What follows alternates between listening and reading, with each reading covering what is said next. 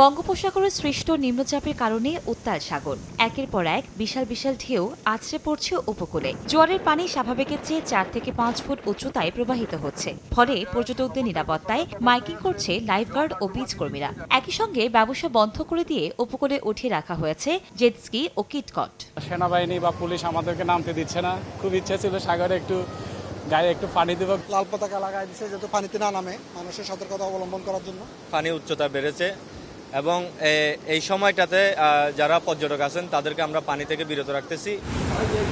এদিকে উত্তাল হয়ে উঠেছে কুয়াকাটা সংলগ্ন বঙ্গোপসাগর। বড় বড় ঢেউ আছড়ে পড়ছে তীরে। বেড়েছে নদ নদীর পানির উচ্চতা। উপকূলীয় এলাকা দিয়ে ঝড়ো হাওয়া বয়ে যাওয়ার শঙ্কায় পটুয়াখালীর পায়রা সহ দেশের সব সমুদ্র বন্দরকে 3 নম্বর স্থানীয় সতর্ক সঙ্গে দেখিয়ে যেতে বলা হয়েছে। এদিকে মাছ ধরার ট্রলারসমূহকে নিরাপদ আশ্রয়ে যেতে বলা হয়েছে।